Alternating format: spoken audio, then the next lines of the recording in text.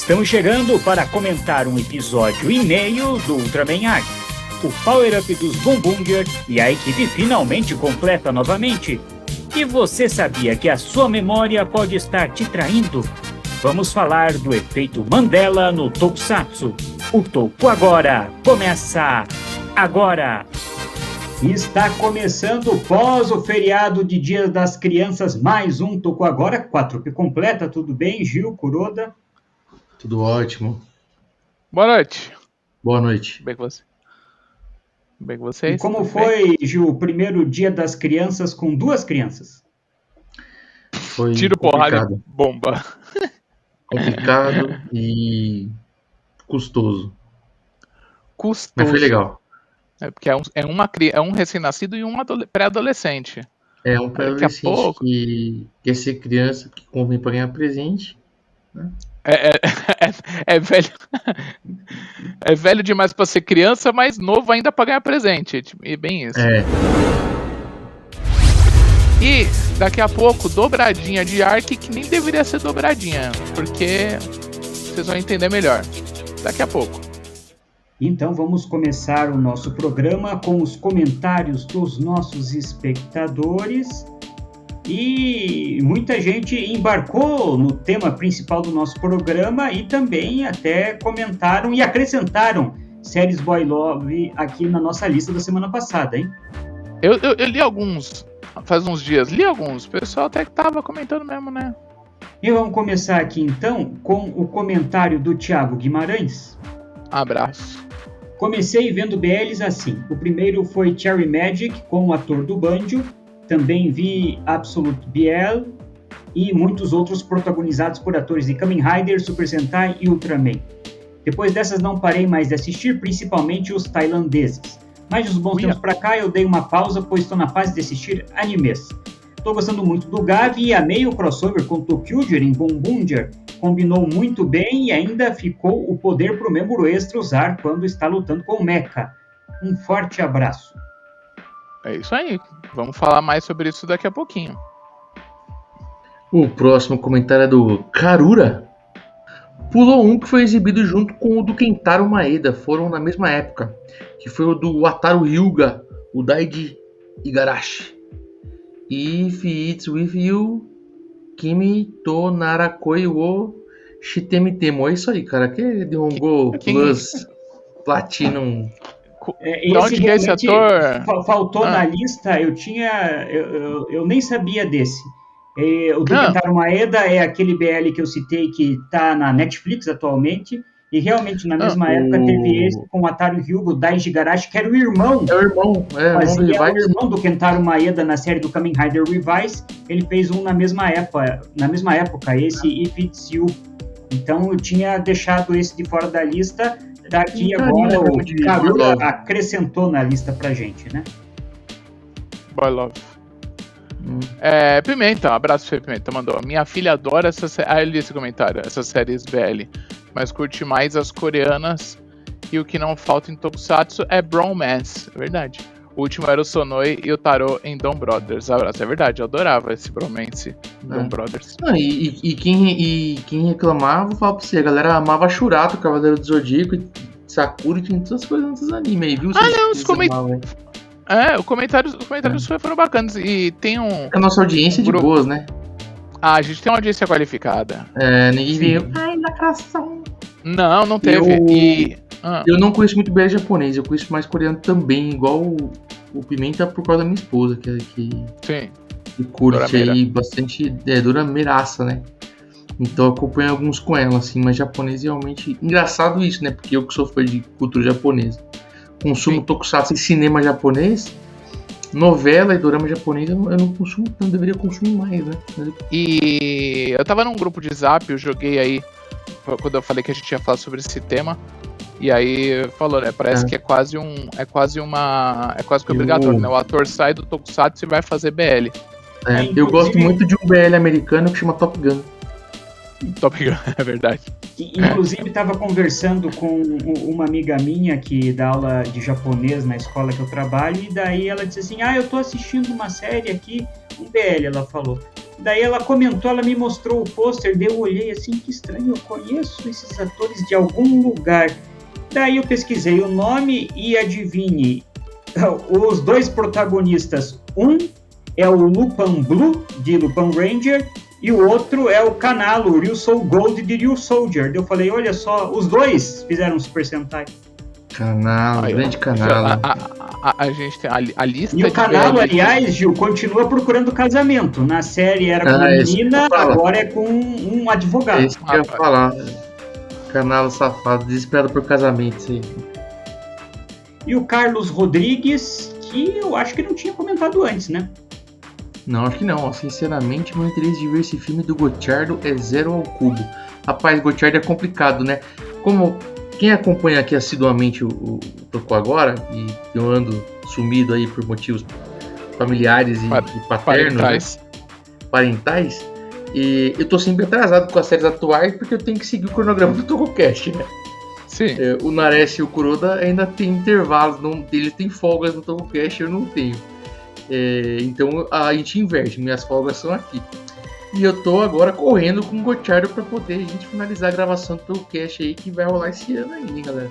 E aí, cara, eu tô gostando. Eu tô numa fase. Olha só, o Gil é do time do Gabrielzinho, um dos fãs de Gotchard. Cara, eu tô numa fase do Gotchard, tá bem legal, cara. Depois que passou ali o episódio 20 e pouco ali e tal, o negócio começou a ficar legalzinho, assim. Eu não sei até onde vai isso aí, tá? Mas tá legalzinho de assistir. Eu gostei de uns episódios. Tem uns episódios aí bem legais de Gotchard. Eu me surpreendi até. Gabrielzinho, tem episódio que eu assisti acelerado, tá? Velocidade 2, mas agora tá legal pra caramba. Até o TocoCast a gente já vai estar falando bem da série, tá tudo bem.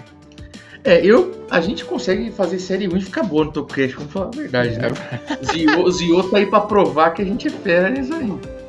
Mas eu vou ter que admitir que eu não vou reassistir o Gotchard pra gravar o TocoCast. É com aquilo que eu assisti já na memória, não tenho coragem de pedir. Tá tranquilo.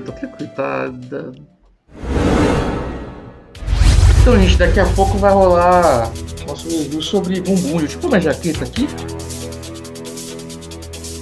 pra acompanhar esse review maravilhoso de um episódio que eu não sei quando eu verei, mas como eu pego todos os spoilers que tocou agora toda sexta-feira às 20 horas e vocês deveriam fazer o mesmo, eu sei que vai rolar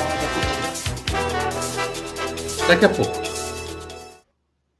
E agora, Kuroda, então chegamos a mais uma quinzena do Ultraman Arc para falar do 12 e do 13.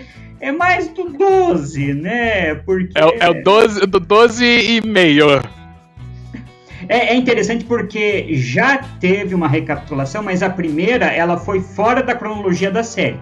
Eles fizeram um episódio lá de um cara da Skip de outra cidade que recapitulava o que tinha acontecido, né?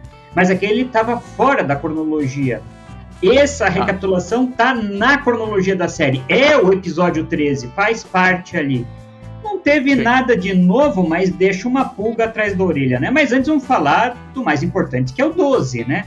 A conclusão da história do... Como é que é o nome do robô? Givas. A história do Givas. E olha, eu gostei da forma que eles conduziram a história para concluir no 12. Cara, eu gostei. Eu gostei de algumas coisas, tá? Eu só acho que botaram um robô na série. Eu não sei se é porque antes, nos Ultramans antigos, agora recentes, tinha um robô participando e dessa vez eles não queriam deixar talvez o robô na série. Mas o fato do Givas ter durado 2 episódios eu achei fraco. Não, eu gostei. Ele serviu ao propósito dessa história que a gente viu ali no episódio 11. Vem o robô do espaço, interrompe ali o meio de uma luta do Ultraman Arc. Chato esse monstro também, tatuzinho chato também, né? E já não é a primeira vez que ele aparece, né? Ele não faz muita coisa mesmo. Nas outras vezes que ele apareceu na franquia Ultra é só isso. Ele cava, ele é meio uma topeira com uma perfuratriz, é só isso mesmo. Nada de demais nele. Mas o Givas serviu para criar o conflito, então, entre os nossos protagonistas. Conflito resolvido, então, no capítulo 12. Resolvido entre aspas, porque daí no 13 a gente fica com a dúvida, né? No final das contas, apesar do nosso protagonista tá lá desanimado na casa de banho, a gente viu que existia uma preocupação com ele mesmo, né? O alienígena aí da casa de banho não, né? Do Ryokan lá, foi lá conversar com ele, incentivar, e quando ele decidiu então convencer o resto da equipe, já estava todo mundo trabalhando ali no plano dele de conversar com o Givas. Agora tem uma coisa, Kuroda, que eu não compro nisso, uma coisa que para mim não dá para aceitar. A história da tradução... Ele ter escalado o Givas. Sei, tá. A história da tradução, de que a palavra Givas, então, foi traduzida como inimigo, mas se dita embaixo da lua significa amigo. Não tínhamos pegado essa nuance. É muito absurdo você pensar numa lógica dessa, né? A mesma coisa se eu digo, eu vim para te matar. Mas se eu falar isso numa ponte ao meio-dia de um dia ensolarado, significa eu vim trazer paz e amor. Exatamente. Agora, o fato dele ter escalado o bicho também eu achei uma sacanagem, porque era só ele se transformar, usar um paraquedas, usar alguma coisa e ir pra baixo, do que escalar tudo. Eu achei só isso também uma sacanagem. Enquanto ele estava escalando, o Givas, não, saia daqui, era só o Givas erguer o braço e arrancar ele. O Givas não se mexia, saia daqui, não quero saber. É tipo Austin Powers, aquela cena do cara na máquina de gelo gritando de longe, não! E ele parado e a máquina continua andando. Não! Vamos às partes interessantes. O relacionamento entre eles, tá ok. Ainda existe uma preocupação aí da outra empresa aí, do outro... Começou o episódio legal, e o 13 faz recapitulação meio esdrúxula aí, que eu não entendi nada. É normal, né, em série outra recapitulação, né? Sim, ano passado, se eu não me engano, a gente teve 3, acho que só uma foi oficial, as outras é fora da contagem, né? Mas como eles têm feito ultimamente, eles tentam criar uma mini história que não muda nada para poder recapitular. Eu achei interessante a opção, que vamos bater papo e através da nossa conversa vai se lembrar de algumas coisas. Começa com o cara escrevendo o relatório, daí já lembrou do episódio anterior. Depois, quando as outras pessoas vão chegando, eu ganhei esse café, daí você lembra de outra coisa. E o livro do professor, daí aparece e lembra de quando o professor apareceu. Né? Me tira uma dúvida, no começo no relatório, que aparece focado o relatório, você conseguiu ler ali o que estava escrito? Você conseguiu ler alguma coisa? Ou era só realmente falando dessa situação do Givas? Era do Givas. No começo da história, o relatório é do Givas. Ele está relatando que o robô veio, interrompeu a luta. É aquilo que ele comenta, relembra depois. No final, é que daí mostra aquela capa, que é outra coisa, que é esse plano secreto ali, que eu não lembro mais o nome. O do final, sim. Entendi. Eu achei interessante que o ser que controlava ali o Givas, eles vagaram por tanto tempo procurando esse novo planeta, que nesse meio tempo o planeta deles e os habitantes se acabaram, então ele ficou como único representante da própria espécie e a vida dele também em um momento chegou ao fim. E eu achei interessante que pelo convívio que teve, o robô de alguma forma se tornou ciente, né? Não era mais apenas uma máquina controlada. E o ser que o controlava quis esconder dele a própria morte, né? E eu acho interessante que ele falou que tinha receio de que o Givas, ao saber da morte dele, sei lá, se destruísse, fosse vagar para sempre, desistisse de viver, alguma coisa assim, né? Esse ponto que eu achei um recado interessante, né? Aí eu vou para umas coisas de roteiro, que aí a partir do momento que o cara colocou que tinha um capacete com as mensagens do cara que morreu, e esse capacete tá no robô, era meio estranho o robô não estar ligado, e para mim era muito mais inteligente na hora que ele colocasse o capacete, ouvisse a história, ele tentasse se comunicar com o Givas, explicar quem era ele, dizer também que ele era um ser de luz e tal, eles se comunicaram e o Givas ajudar a derrotar a topeira e ir embora. É. Eu vi muito melhor esse caminho. Tudo bem. Quando ele entrou e depois, como você falou, dele receber todas as mensagens, foi o que passou pela minha cabeça também. Eu pensei, quando o monstro chegou, eu pensei, ele vai lutar com o Givas agora, mas sei lá, o Givas não é suficiente mais para derrotar o monstro. Daí ele vai sair e virar Ultraman para ajudar o Givas. Mas não teve nada. Eu gosto da premissa da história, eu gostei. Mas como você falou, teve muitos detalhes que não foram bem amarrados nessa continuação. Eu acho que a primeira parte empolgou mais do que a segunda em relação à execução. Mas eu gostei da premissa. Gente, foi isso. 2 episódios de Ark, um com história e o outro com recapitulação. Então, Agora, vamos ficar de olho. Eu não assisti ainda o episódio 14, mas eu já vi nos comentários.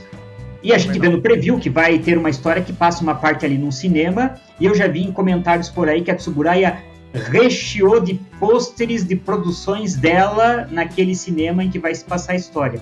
Então vai ser interessante a gente ficar caçando aquilo que é relacionado a Tokusatsu, né?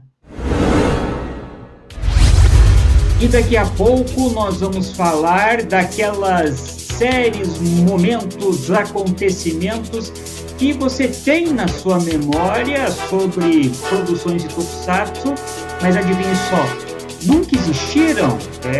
A tua cabeça está te pregando uma peça. Daqui a pouco vamos falar mais sobre isso. Obrigado. E chegou o momento, Kuroda, de falarmos de Boom Boonger, que a partir de agora a gente vai falar de forma um pouco diferente, né? Vão ser pequenos quadros dentro de um quadro maior. Então a gente vai ter toda semana falando, agora é o momento disso, daí a gente comenta, agora é o momento de tal tópico, daí a gente comenta. Não tópico, né? Os assuntos são sempre os mesmos, né? Melhor, pior momento, algum destaque, alguma coisa. E no final vai ter a nossa palavra final aqui, que hoje parece até que vai ser um pouco diferente, né? Resumindo, gente, a gente vai agora fazer uma análise mais crítica sobre Boom Boonger a partir de agora.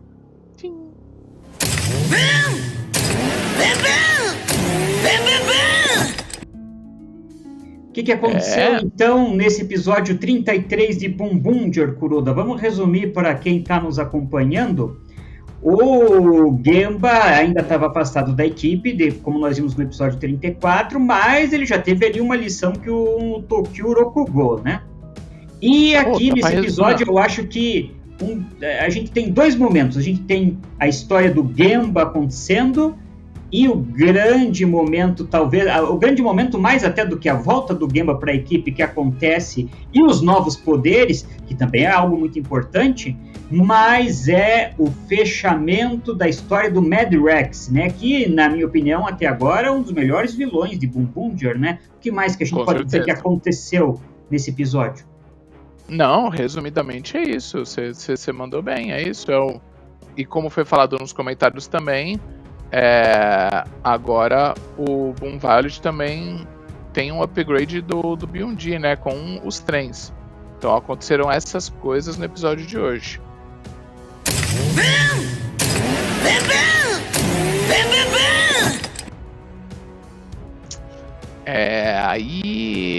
Aí vai rolar uma discussão, uma treta entre nós aí, porque, né, os melhores talvez, o grande momento, né, aí vamos... Aqui é aqueles trechos mais interessantes do episódio, eu gostei, apesar da simplicidade, Kuroda, eu gostei das jaquetas. E o que eu achei mais interessante é que, tocando nos patches, você agora pode usar o poder dos carrinhos. Isso que eu achei legal. Não mais só usar no robô gigante aquele carrinho e para dar o golpe final. Agora você tem uma versão do poder daquele carrinho para os Boom Boonger usarem. Isso é o que eu achei mais legal no novo poder deles. Eles pegaram uma sacada, vamos usar essa palavra, foi uma bela sacada da Toei, do roteiro, de tudo, do programa, em vez de meter, por exemplo, miniaturas do carro neles, né? Cada um podia escolher um carro e ter o carro acoplado no Boom-Bunger, que também seria uma ideia interessante, né? Era o que poderia, é o que aconteceria antigamente, né? Tipo Centuriões, né? O carro se divide e se acopla no Boom-Bunger de algum jeito. Foi uma baita sacada. E aí se resolve muito simples. Tem o Pat, como você falou, representando o carro, ele bate e vira um CGI. Bem feito também o CGI, representando o carro com poder. Então foi uma baita sacada. É um futuro pro Super Sentai? Talvez, né? Vamos ver se isso der certo. Eu acho que fizeram isso com essa série porque tem mais a ver, né? Aquela roupa dos pilotos depois da corrida, né? Com todos os patrocinadores na jaqueta. Sim, eu acho que o Japão gosta disso também. Uma relação com isso. Não vejo em outras séries eles usando a mesma ideia, né? Não a mesma ideia, mas Zio, talvez? Zio que marcava o Raider, ele batia no Raider que ele queria o poder. Quando ele tinha aquela forma final das estatuazinhas, né? Daí ele usava o poder final de cada Kamen Rider, né? Mas ele batia, não batia? Ele batia, então. É isso, não é inédito, mas também vamos ver se isso vai dar certo com o Super Sentai. Pra ser, tipo, num próximo, vão ser botões em algum lugar que vai apertar e vai ver o poder, sabe? Você limita em props, né? Em armadura e põe o pessoal da computação gráfica pra trabalhar, mas pra mim acho que funcionou. Eu gostei muito também da trajetória do Gemba, porque ele ficou separado da equipe, demorou para ele voltar, mas essa volta começou no episódio anterior, no 32. Começou, eu digo, porque começou a trabalhar na cabeça dele, ele a reanalisar a decisão dele de se afastar para se vingar do Disrace, né? E eu acho que foi convincente. E eu gostei dele, da conversa que ele teve com a moça lá na base dos Boom-Bunger, né? Que ela relatou para ele o pensamento de cada um. Tipo assim, ó, todo mundo confia em você, gosta de você, tem certeza que você vai voltar e vão respeitar o teu tempo e esperar você voltar. Sim. Ninguém vai correr atrás, tentar te convencer, mudar aquilo que você quer fazer. E se você quiser ajuda para derrotar o Disrace, vai ter. Se você desistir disso, não tem problema. Então, eu acho que quando ele percebeu, como ele falou, né, que a família dele agora é os Boom-Bunger, porque ele perdeu o planeta dele e o povo dele, eu acho que isso casou muito bem daí pro retorno dele, né? Usaram muito no episódio de hoje, né? Essa coisa do seu volante. Precisa... Que na verdade, a gente no Brasil... Eu talvez, se fosse eu fazendo a legenda, eu teria ido para um outro caminho. Que aqui a gente fala muito da direção, né? Nesse caso, a direção, não é o volante, sim, né? Então, você precisa ter de volta a direção da sua vida. Só é que, pelo menos da legenda que eu vi, usou volante. Mas eu teria usado essa brincadeira com a direção. Sim. Que foi uma mensagem muito explorada no episódio de hoje, dessa semana. Se a gente falou do melhor Kuroda, então agora...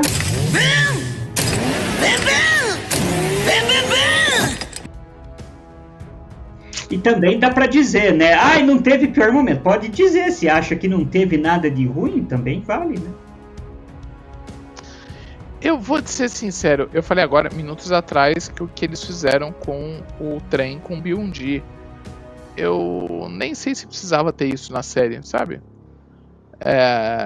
Porque com qualquer outra coisa de Sentai antigo, não não usou, né? Então esse power-up do trem do Tokyuja, não sei se precisaria ter continuado. Podia fazer outras coisas, foi só um episódio especial e pronto, acabou. Eu cansei um pouco do Disrace, sabe? Ele me parece ser um vilão interessante e tudo mais, mas eu cansei dele estar sempre sentado numa poltrona, falando naquele espécie de celular intergaláctico dele, sem estar muito sei lá, eles podiam representar isso de outra forma, de que eu entendo que essa representação vejam, ele é tão poderoso que ele não precisa nem fazer nada, mas o nada que ele faz é cansativo e meio repetitivo, eu não sei.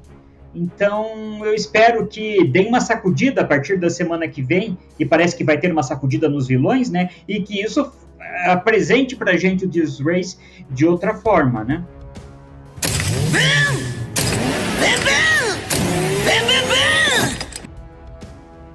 Bom, para mim o destaque desse episódio, como eu tinha comentado antes aí, é a trajetória do Mad Rex, para mim.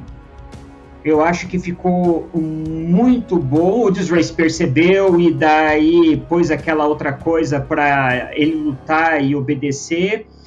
E eu me surpreendi, porque eu achei que o Taya ia matar mesmo o Mad Rex como ele tinha pedido. Mas ele seguiu esse recado do episódio, e que, como você comentou, então, para ficar melhor na tua tradução, né, falou pro Mad Rex: retome a direção da tua vida também. Se você... E assim, é feio o que eu vou falar, né? Não é que é feio. Nesse caso cabe, tá, gente? Pelo amor de Deus, mas se... sei lá, igual os elefantes, né? Parece que o elefante, quando sabe que vai morrer, ele se afasta do grupo. Então, nesse caso, o Mad Rex, ele já morreu, ele sabe que ele não, que aquele corpo, aquela situação não vai durar para sempre, e sentia que podia acontecer alguma coisa e falou, e sentiu, eu tô com uma coisa aqui, eu vou explodir.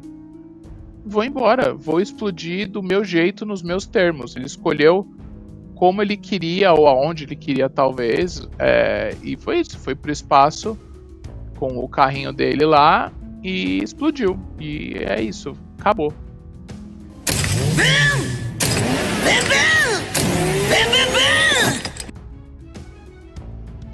A palavra final de hoje, ela é um pouco diferente, já que a gente tem um pouquinho mais de tempo por causa do Ark.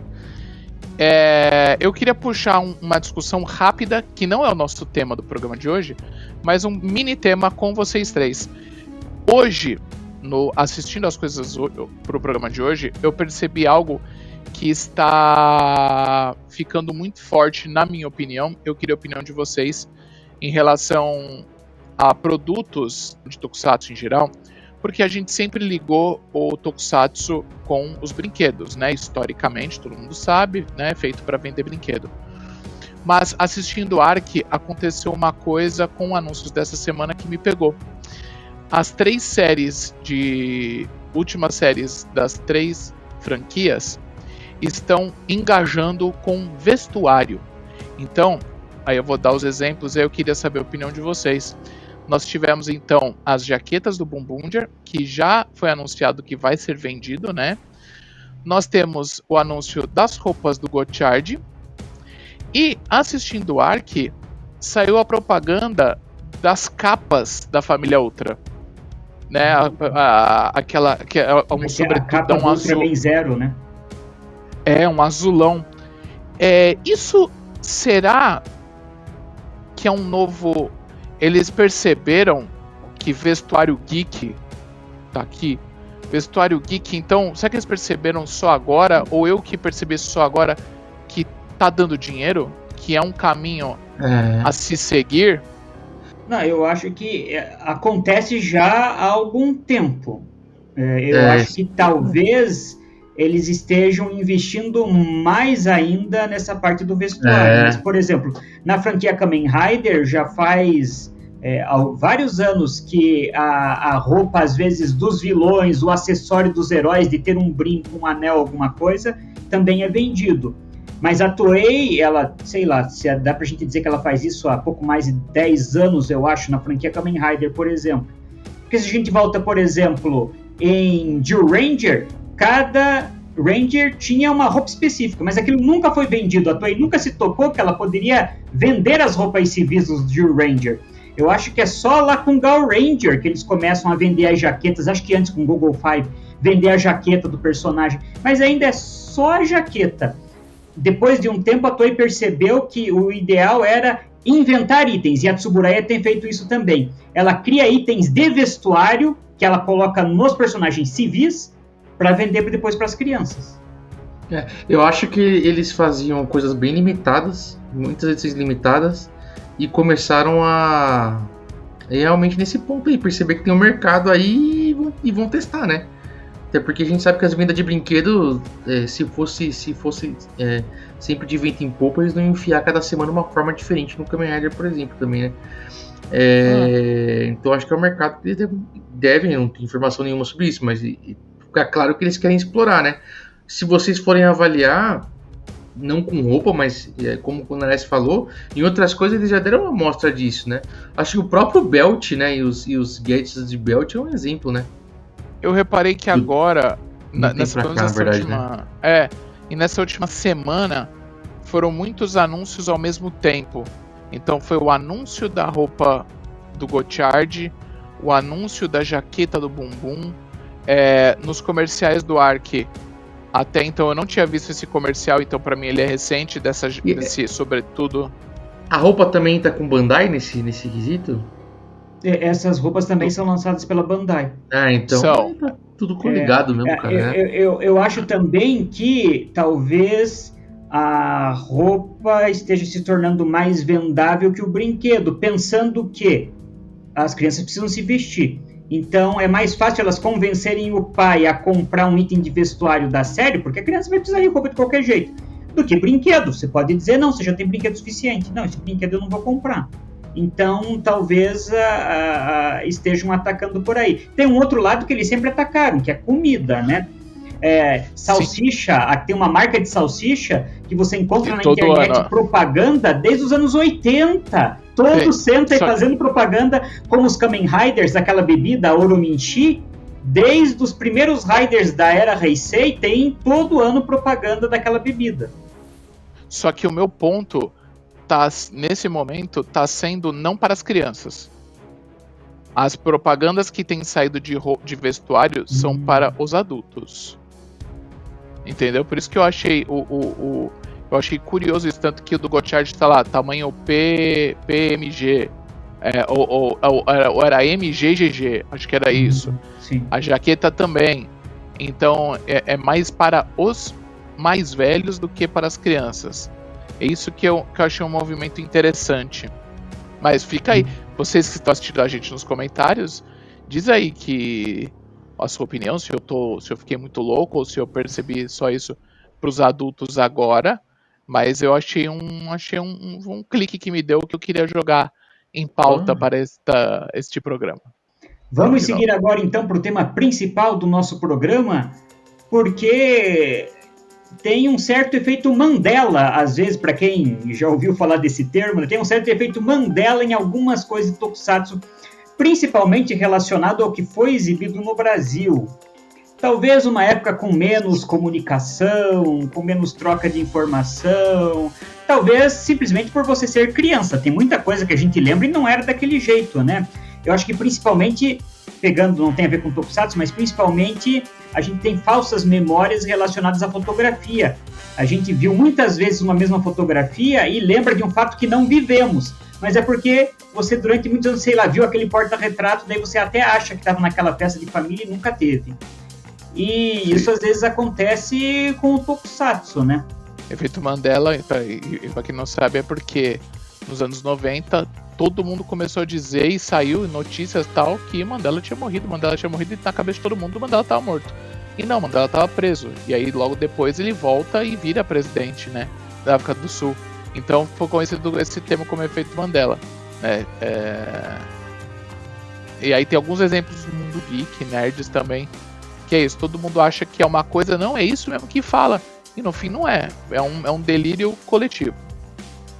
Eu acho que tem algumas coisas que são, por exemplo, explicáveis, né? Vamos começar, por exemplo, falando de questão de em que lugar cada série foi exibida. Porque, por exemplo, Changeman, Flashman e Jaspion estrearam na Manchete. Mas depois dos anos 90 foram exibidos em tudo que é canto.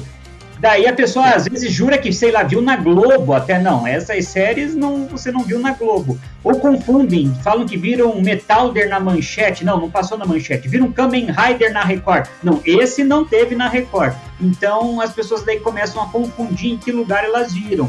E às vezes a confusão também ocorre por causa de mudança de afiliadas. Eu discuti outro dia com uma pessoa que estava falando que tinha certeza absoluta que Machine Man tinha passado na Manchete. Eu disse, não, Machine Man não passou na Manchete. Nunca passou na Record. Como Go 5. Por que a pessoa confundia isso? Ela era aqui do Paraná também. Porque na primeira metade dos anos 90, a afiliada da Manchete, em 95, se tornou afiliada da Record. Então ela tem lembrança de ver naquele canal que depois virou a Record, essas séries. Só que anos antes, esse canal era Manchete aqui no Paraná. Então, em alguns locais do Brasil, é porque as emissoras mudaram de afiliada. Então, você acha que viu naquele canal, mas você nem se tocou que essa emissora pertenceu a outra rede na época que você era criança, né? Mas, Danesse, até aqui em São Paulo mesmo, que a gente brinca dos fãs civis, né? Que é aquele fã que não é fandom, tokunete, criador de conteúdo. Às vezes tem cara que acha que Machine Man, Go 5, Metalder passaram na Manchete, por exemplo. Porque a gente usa o termo geração Manchete e tal, a galera confunde muito isso aí. O Charivan passava na Record, por exemplo, né? Gazeta também de São Paulo e tal. E tem muita gente que tem memória assim. Igual também tem uma questão de últimos episódios, né? Uhum. Eu não sei, existe um grande efeito Mandela que muitas pessoas assistiram o último episódio de Black dublado. Acho que batem o pé que viram, sabe? E às vezes a pessoa... Eu não tô carteirando, né? Inclusive carteirar é algo presente nessa semana aí, né? Entendedores entenderão. Mas, cara, você chegar numa pessoa que tem um site matokusatsu.com.br e querer brigar com ela sobre um episódio que não passou no Brasil e que tem um monte de documento provando que não passou, tá ligado? Até dublaram de verdade agora o episódio recentemente, né? Assim como também linha de brinquedo de Metalder também. Eu cheguei a discutir com um cara numa live aí que o cara jurava que tinha lançado aqui, porque ele viu, porque ele comprou. Eu falei, cara, se você comprou, mas não é brinquedo nacional, né? A galera cria essas memórias e a forma como a pessoa fala e conta para outras pessoas que conhecem menos, as pessoas vão absorvendo aquilo e vão replicando. Opa! E se a pessoa, inclusive, ela é famosinha e tal, ou tem... daqui a pouco vira cantora oficial de série. Isso daqui a pouco vira cantor oficial de tema... de tema japonês, em português. Esse efeito Mandela é bom. Entendeu? Tem a galera que vai falando as coisas e a galera vai repetindo depois. Sabe? Isso gera um efeito Mandela até pior, porque você tem um efeito Mandela que é aquele negócio que a galera que estava lá nos anos 90 achou que viu, né? Assim como muita gente achou que tinha VHS de Bioman em locadora por causa do encarte da Everest que tinha o Bioman atrás. Eu conheci muitas pessoas que falaram, inclusive, que assistiram o Bioman dublado. No começo de fórum sempre tinha a galera assim, entendeu? Agora o efeito Mandela, aquele forçado, aqui é foda. Né? Eu nunca achei na minha cabeça que eu tinha assistido o Bioman, mas eu procurava entre as fitas uma daquela série, porque eu via na contracapa, pensei, deve ter uma fita dessa série. Nunca encontrei, lógico, porque não existia, porque nunca veio mesmo. Mas eu pensava, deve ter em alguma locadora, porque tá na contracapa, mas isso nunca existiu. Mas aproveitando o gancho do Gil falando de último episódio, tem um que é controverso, porque ninguém consegue dar uma certeza e acho que nunca conseguiremos, que é o último episódio do Kamen Rider Black RX. Foi dublado porque a gente teve acesso depois. Pela programação, quem morava em São Paulo e Rio diz que não passou, o que não significa necessariamente que ele nunca foi exibido em lugar nenhum, porque as afiliadas da Manchete pelo Brasil usavam séries de tokusatsu para tapar buraco, como afiliadas do SBT usavam Chaves para tapar buraco, e da Record Todo Mundo Odeia o Chris. Eu, por exemplo, cheguei a assistir Soul Brain em horário de almoço em Santa Catarina, horário que nunca foi exibido nacionalmente. Mas é que era um horário local, não tinha programa local, eles passavam Soul Brain e inclusive deixavam o preview do episódio, que não era dublado não, era em japonês, terminava o encerramento em português e passava um preview em japonês, que eu achava estranhíssimo. Então, algumas pessoas sugerem que talvez o último episódio do RX tenha sido exibido como tapa-buraco em alguma afiliada da Manchete, mas a rede nacional realmente nunca exibiu. E sabe o que eu achei mais estranho, Ju e Kuroda? Quando chegou a dublagem do Kamen Rider Black RX agora pela Sato Company, eu corri para ouvir o último episódio. E qual que é a minha surpresa? O áudio do último episódio é aquele áudio ripado, tratado. Não é o áudio limpo. Eu não sei se a Sato não tem acesso à dublagem da época, porque o áudio que está lá no último episódio do RX é o mesmo áudio ruim daquela época, só que ele foi tratado. Mas dá para perceber um pouquinho do eco e de chiado no fundo. É o áudio ripado dos anos 90 tratado, não é a fita master. Olha só. Tem um que eu não sei onde nasceu, como nasceu, que eu nunca tinha ouvido falar nisso. Aí apareceu do nada, o Danilo lá no Tokudok tem um vídeo sobre, que é a trilogia Torres de Babel do Changeman. Já viram essa? Eu descobri essa no vídeo do Danilo, porque eu nunca tinha ouvido. Eu também descobri no vídeo do Danilo, nem no Fórum Toku Brasil a gente tinha esse tipo de... Eu do Toku 100 eu lembrava de ter visto alguma coisa assim, não. É só você pegar uma lista de episódios de Changeman e comparar, e você vai ver que não tem na lista japonesa aquele episódio, né? O que acontece? Explica pra gente aqui que ele não tá perdido. Tem um relato de uma pessoa que teria um VHS com uma trilogia chamada Torre de Babel dos Changeman, em que tem, tipo, velho, acontece umas coisas meio macabras nesse episódio aí, de repente fica preto e branco, o povo chora, sei lá, sangue, sei lá, é um negócio muito louco aí. Quem pesquisar na internet aí vai achar fácil até a descrição. A pessoa que escreveu uma fanfic praticamente, a pessoa que não, que ela lembrava que existia. E muita gente cai nesses baits aí, eu já ouvi falar. Aí depois apareceu gente falando pra mim que viu isso, inclusive em Revista Heróis. Isso nunca saiu em Revista Heróis. Isso não. Inclusive. Não, e, por exemplo, também aquela história de que Jaspion teve cena gravada na Rússia. Primeiro, tem cenas do Jaspion na neve? Tem. Mas na Rússia, não, tem neve no Japão. Você não precisa ir na Rússia para gravar aí. E se precisasse ir na Rússia para gravar, a Toei não iria, porque seria um desperdício de dinheiro, né? Você faz no estúdio com neve falsa. E, gente, inclusive, tomem cuidado de cobrar pessoas que usam informação, assim, porque realmente é o efeito Mandela. Tem informação que é efeito Mandela plantada, ela nasce mais para trás, entendeu? Ela nasce, às vezes, em um papo em evento, em uma revistinha mesmo. Ela vai... Tem coisas que ela vem nascendo e acaba se transformando. E outra coisa, eu acho que vocês também já ouviram gente falando que lembra da entrevista do Jô Soares com o Jaspion, né? Sim. Também tem.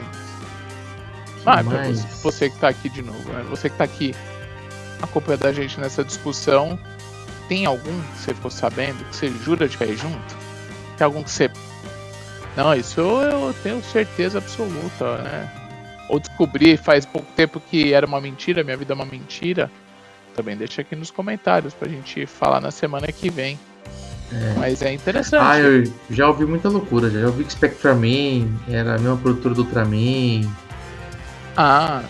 É aquele negócio, é muita informação que gera esse efeito Mandela, é o pouco acesso à informação que tinha nos anos 80 e 90. Assim. É isso, era a informação que vinha, a gente assimilava achando como verdade absoluta, e depois a gente vai descobrindo que não era bem assim, que traduziu errado, que a pessoa interpretou errado. Sim, também tem isso. E também alguns detalhes, por exemplo, publicados em revistas dos anos 90, não se tinha uma internet ainda, então a pessoa tinha informação A, informação C, e daí para escrever a matéria às vezes deduzia a B. O problema é que a dedução da B foi para o fórum no começo dos anos 2000 e todo mundo acha que é aquilo, mas não é, por conta de às vezes a gente não ter um jornalismo tão acurado, e se você não tinha informação, seria melhor às vezes nem colocar, né?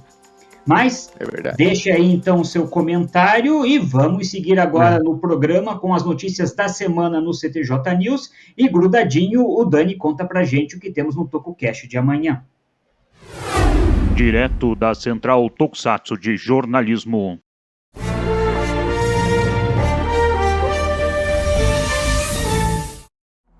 Quase um ano após ser preso acusado de participação em um esquema de fraude, o ator Junya Ikeda foi condenado a 3 anos de detenção. Ele interpretou os personagens Gai Ikari, o Goukai Silver, em Goukaiger, e Takeru Ikeda em Garu Yameoterasu Mono. O ator publicou uma carta de desculpas aos fãs em uma rede social, afirmou que sua carreira artística acabou, não possui mais casa nem outros bens e pediu apoio quando sua sentença for cumprida. Foi divulgado um novo trailer completo de Wingman, que revela mais da história e o visual dos heróis e dos vilões. O primeiro episódio já estreou no serviço de streaming japonês DMM TV e a série completa estreia na TV Tóquio em 23 de outubro. Faleceu no último dia 14 de outubro o designer e modelador Keizo Murase, um dos responsáveis pelo traje de criaturas em filmes da Toho, como Mothra, Varan, Matango, King Ghidorah e outros kaijus fora da franquia Godzilla. Murase também trabalhou na Daiei em filmes como Gamera e Daimajin. Ele foi um dos fundadores da EX Pro e da 20, que nos anos 70 trabalharam em séries da Toei Company, como o primeiro Kamen Rider e Baron One. Em sua carreira, ele ainda fez trajes para séries da Tsuburaya, como Ultra Q e Ultraman X. Keizo Murase tinha 89 anos e morreu em decorrência de uma cirrose hepática. Para ficar por dentro de tudo o que acontece no universo do Tokusatsu, não perca o Toku Agora toda sexta-feira às 8 da noite. Adriano Nares, da Central Tokusatsu de Jornalismo, para o CTJ News.